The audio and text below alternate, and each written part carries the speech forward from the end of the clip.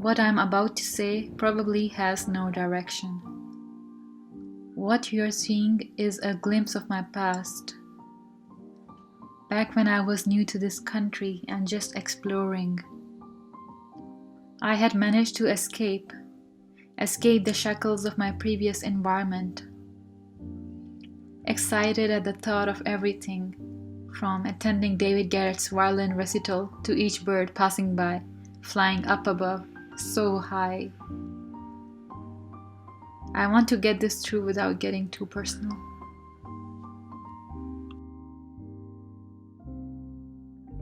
Life is so unpredictable and surprising all the same. It's a real effort to type on my keyboard since I've gotten so used to writing on paper. This seems a bit mechanic, like an underground train slithering back and forth in between tunnels. Dear past self, I'm so proud of you. You did everything in your power to survive, and no matter how absurd you came across to others, you went on with your newfound bubbly self, spreading smiles around, or at least trying to. You were so in the moment that now when I look at you, I am moved to tears. Your first time on the Bateau Mouche, seeing the Eiffel Tower up close, you were so on top of the world. I'm in awe of you. Every day I think and realize I have so much to learn from you. I have learned to let all the goodness wash over me, and I hope you do too. The one who is creating this symphony and the one who is witnessing it. The skies were open for you. You wouldn't fear looking at them too long. You would just go all in and soak it in. So much so that your eyes would well up from the goodness of the universe. You would always see everything in nature with eyes of wonder. Your eyes would light up at the sight of a feather swaying in the air, or a crumply leaf detached from its parent, liberated into the naked air. I have a lot to say, and it doesn't stop at the fact that I'm so proud of you. You got me to where I am, and I couldn't be more thankful to you for that. For a brief moment, I was convinced that there was a glitch in my life.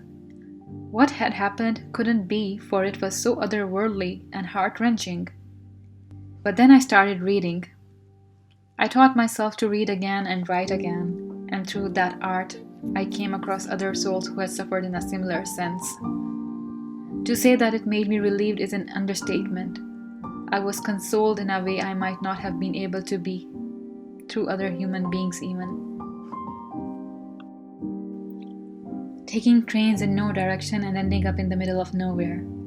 Making myself get lost on purpose.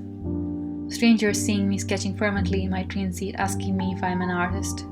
And me hesitating to say yes and just silently replying with a smile. It would occur to me what an artist is. I was eager to call everyone an artist but my own self.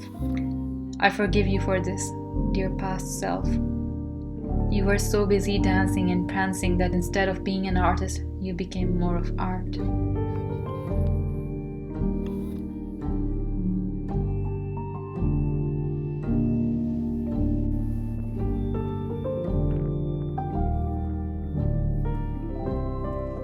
Of course, you made a lot of mistakes, but I can't forsake you for those errors, for you didn't know how to do better. Dear past self, I love you so much. I love you without reasons. I know God loves you too. I'm so sure deep in my heart. You tried your best to honor your culture while living in a different environment. The environment didn't change you. It liberated you and brought out your real self. So dear past self, please don't feel guilty for anything. You tried loving people, you gave way beyond your means, and you did so much more, except for your own self. You were so selfless. I love you again and again for all the flaws and in-betweens and perfections and everything out beyond.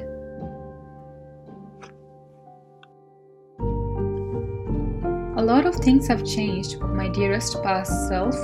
Yet a lot of things remain the same. Your love of music has always been unwavering. In fact, I'm listening to a song while writing this. trying to string the pieces together. A lot of your time was spent in the metro, and a lot of times you'd end up in places and I now can't recall how you'd end up there. Your energy was more intense than a lightning thunder strike. You were restless, hell-bent to create more and more, write more and paint more, to be so consumed by it that it ended up consuming you. Fana, that's the word. It stands for the destruction of self, destroyed in love, and in your case, destroyed in the pursuit of what you loved and just being.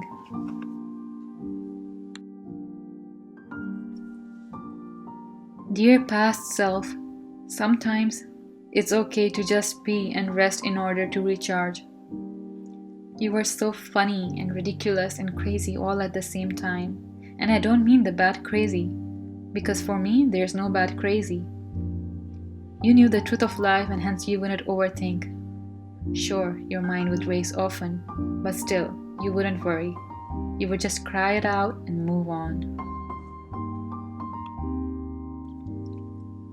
You were not well deep inside, yet you would have the hugest smile on your face.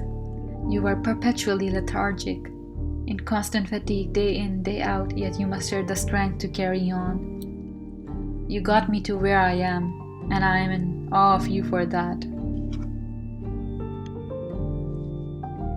A lot of times you wouldn't make sense even to my current self. I forgive you for that. In fact, I forgive you for everything.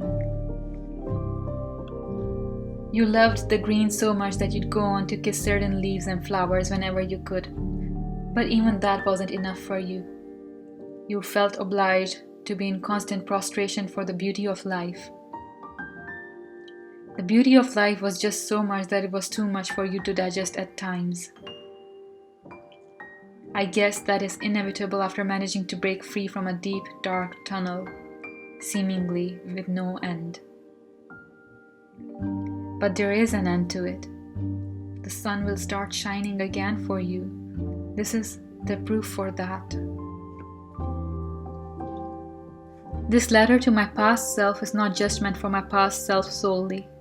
This is a letter for each of you facing some form of darkness. It does get better. Please hang in there. Please stay. Just stay, and I promise you'd be so glad you decided to. Life will be beautiful again one day soon enough. For now, rest and take care of yourself the best you can. You are loved by the universe. Each and every particle of you reflects the divine, for you are created by the divine. And even if you have no belief in a higher power, I still urge you to stay. The earth wouldn't be the same without you, trust me. Everyone and everything is put into place for a greater purpose. And that purpose, more often than not, is just being and living. You've believed in chaos for so long. There's no harm in trusting life for once. Just once. Please try and stay. You are so loved and you are enough just as you are. Just as you are.